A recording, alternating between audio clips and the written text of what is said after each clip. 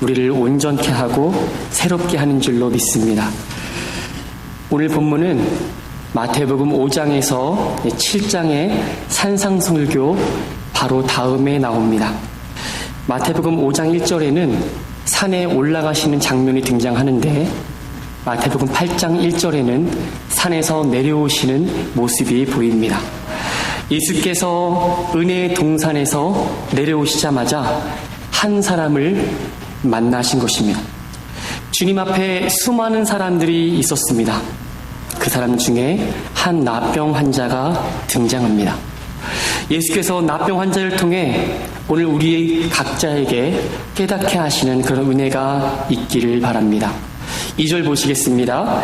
한 나병 환자가 나와 절하며 이르되, 나병 환자가 나왔고 절했다는 것입니다. 레위기 13장 9절에 의하면 사람에게 나병이 들었거든 그를 제사장에게 데려갈 것이요 라고 말합니다. 나병에 걸린 환자는 제사장에게 찾아가 진찰을 받아야 한다는 것입니다. 의사에게 가서 몸이 어떤지 살펴보지 않고 제사장에게 했던 이유가 있습니다. 나병만큼은 천형이라고 합니다.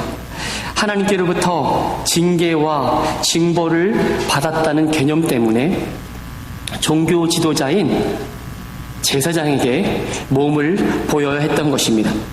제사장이 그를 보고서 그의 피부에 환부의 털이 하얗고 환부가 피부보다 우묵하다면 그를 부정하다라고 판명한 것이죠. 나병으로 판명이 되면 그 사람은 이제 부정하기 때문에 사람들을 만났을 때 이렇게 처신해야 합니다.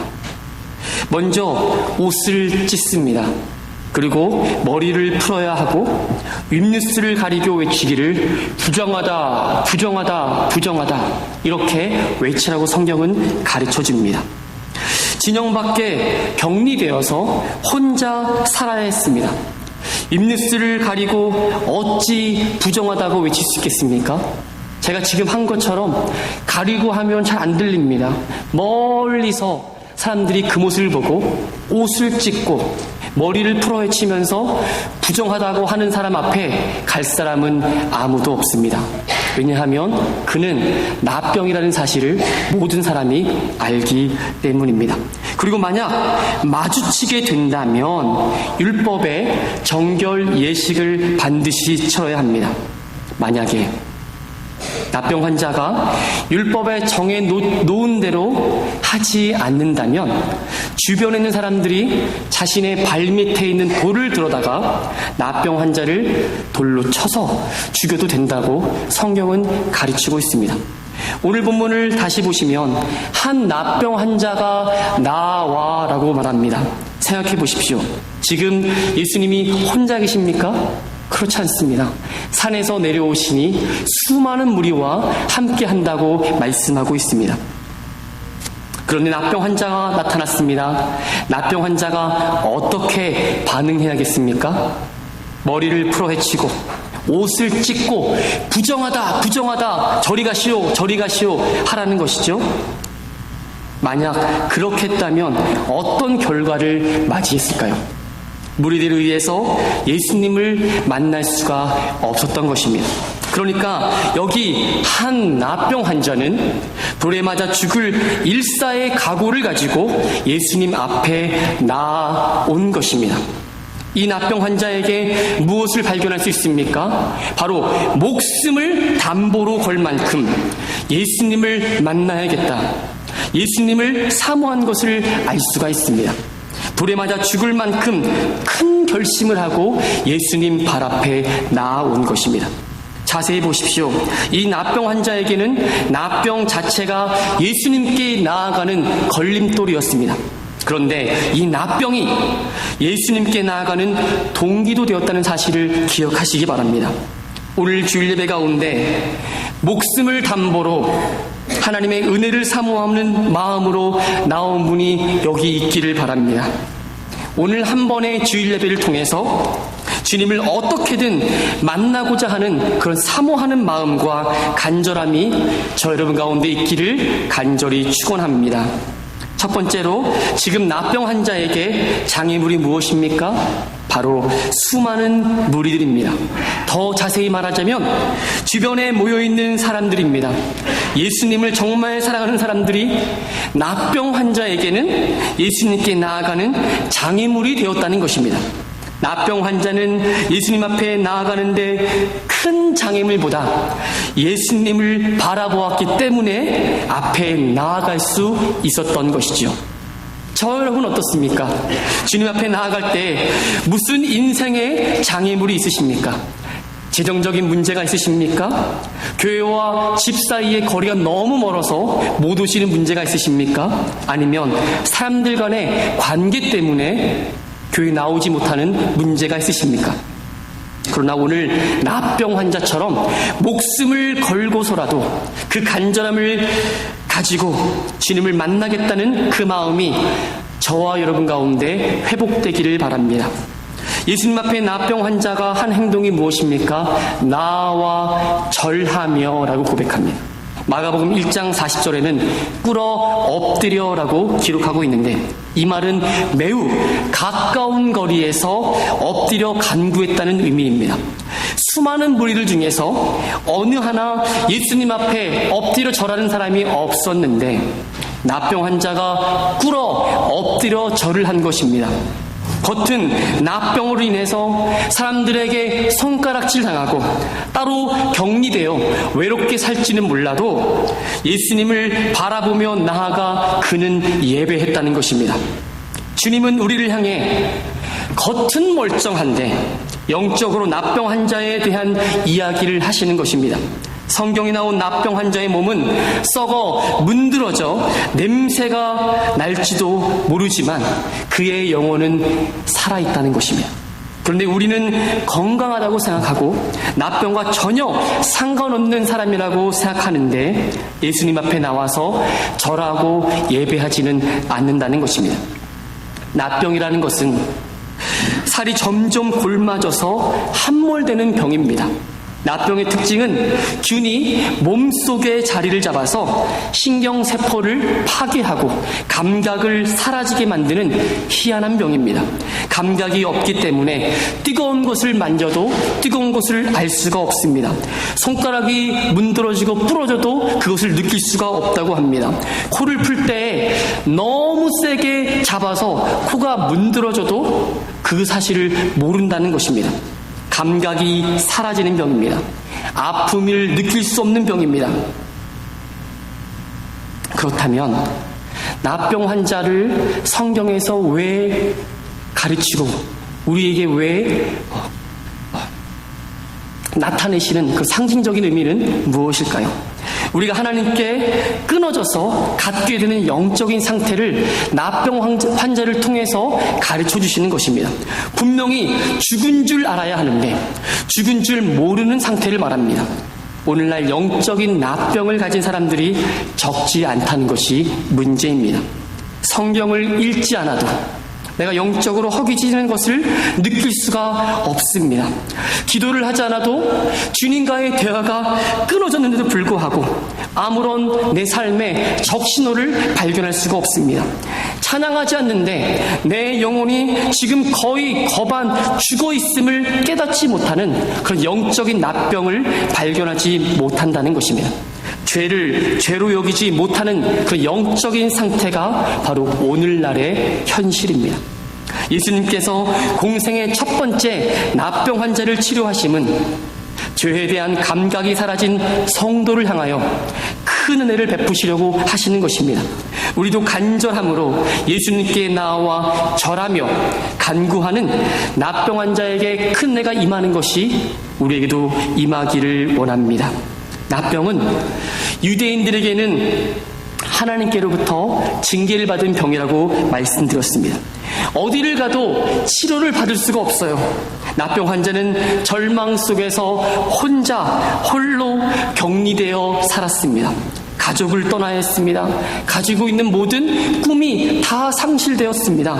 스스로 할 수 있다는 자의 실현이 사라진 지 이미 오래되었습니다. 보통 병이 들었을 때, 그리고 메시아를 만나고 주님 앞에 나아갔다면 이렇게 기도해야 맞지 않습니까? 하나님, 정말 낫고 싶습니다. 저를 고쳐주십시오. 왜 내가 이런 병으로 고생을 하고 고통을 당해야 됩니까? 나병으로부터 나를 건져주세요. 간구하며 기도해야 되는 것이 정상 아니겠습니까? 그런데 나병 환자를 보십시오. 2절을 우리가 함께 읽어보겠습니다. 한 나병 환자가 나와 절하며 이르되 주여 원하시면 저를 깨끗하게 하실 수 있나이다. 두 번째, 여기서 나병 환자의 자기 부인을 발견할 수가 있습니다. 저를 깨끗하게 하실 수 있다는 말은 당장 치료해달라는 말이 아닙니다. 자신의 영적인 문제를 주님 앞에 가지고 나온 것이에요. 보통 사람들이 자기들의 필요와 목적을 따라 주님을 찾고 구했던 것과는 정반대의 고백인 것입니다. 주여 원하시면, 어찌 이러한 고백이 나병 환자에게서 나올 수가 있단 말입니까? 이 나병 환자는요, 처절한 고통과 절망 속에서 이 병이 내가 원한다고 고쳐지는 게 아니라는 것을 이미 알고 있었습니다. 병이 낫고 안 낫고의 결정권은 자기 자신에게 없다는 것을 그는 뼈저리게 알고 있었습니다. 그래서 이렇게 고백하는 것입니다. 주여 원하시면. 예수님은 하나님이십니다. 그러나 십자가 지시기 전에 겟세마네 동산에서 땀방울이 핏방울이 되도록 간절히 기도하셨습니다. 마태복음 26장 39절에 보면 조금 나아가서 얼굴을 땅에 대시고 엎드려 기도하여 이르시되 내 아버지여, 만일 할만하시거든 이 잔을 내게서 지나가게 하옵소서. 그러나 나의 원대로 마옵시고 아버지 원대로 하옵소서 하시고, 십자가의 고난의 잔 앞에서 예수님은 할만하시거든 이것을 내 앞에서 치워주십시오. 그러나 나의 원대로 하지 마옵시고 아버지 뜻대로 되기를 원하나이다. 이렇게 고백합니다. 예수님은 항상 하나님 아버지 앞에서 자기 부인을 하셨습니다. 예수님과 같이 이 나병 환자의 고백을 보십시오. 주여 원하시면, 주님의 때, 주님의 힘으로, 주님의 소원이 이루어지는 것이 바로 하나님께서 일하시는 방법입니다. 성도라면 내 소원은 이제는 기각돼야 돼요. 예수님께서 가셨던 그 십자가의 자리, 버려지고 외롭고 부끄럽다 할지라도 내가 원하노니의 자리에서 벗어나 주여 원하시면의 자리로 우리는 옮겨가야 될 줄로 믿습니다. 부디 저와 여러분도 자기를 부인하고 자기 십자가 지고 예수님이 가신 그 좁은 길과 좁은 문을 따라갈 수 있기를 간절히 축원드립니다. 3절을 다 같이 한 번 더 읽겠습니다. 시작. 예수께서 손을 내밀어 그에게 대시며 이르시되 내가 원하노니 깨끗함을 받으라 하시니 즉시 그의 나병이 깨끗하여 진지라.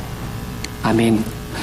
3절에 없는 단어 2개가 마가복음 평행 구절에 나와 있는데, 마가복음 1장 41절에는 손을 내미시기 전에 불쌍히 여기사란 주님의 마음이 그곳에 포함되어 있습니다. 예수님은 우리의 연약함을 동정하십니다. 그리고 우리의 아픔과 외로움, 그리고 처절하게 바닥에서 사투를 벌이고 있을 때 그 자리에도 우리와 함께 하십니다. 예수님이 불쌍히 여기신다는 것은 개역 성경에는 민망히 여기셨다라고 말하고 있는데, 원래 본문의 진짜 의미는 창자가 끊어진 것 같은 그런 아픔을 느끼셨다는 것입니다.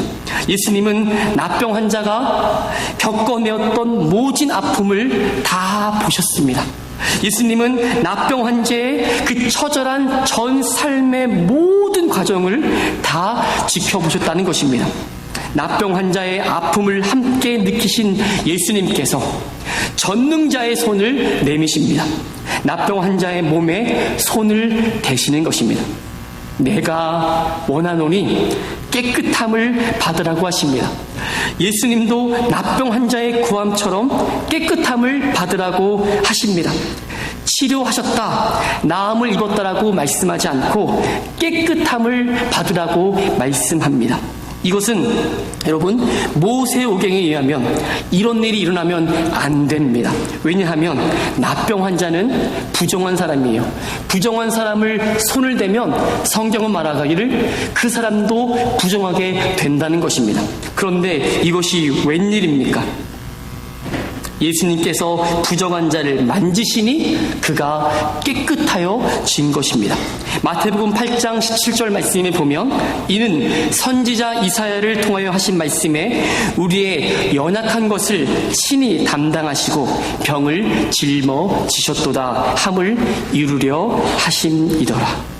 예수님은 부정한 죄인인 납병 환자와 연합하심으로 납병 환자의 모든 죄를 친히 담당하시고 병을 짊어지신 것입니다.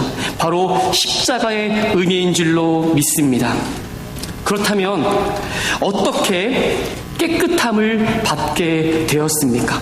바로 주님이 원하셨기 때문입니다. 하나님의 뜻에 의해서 깨끗함을 받았음을 이해하셔야 합니다. 예수님께서 불쌍히 여기셨기 때문에 납병 환자가 깨끗함을 입은 것입니다. 우리는 항상 하나님의 긍휼을 구해야 합니다. 주님의 긍휼을 얻을 수 있는 것은 바로 자기 부인밖에 없습니다.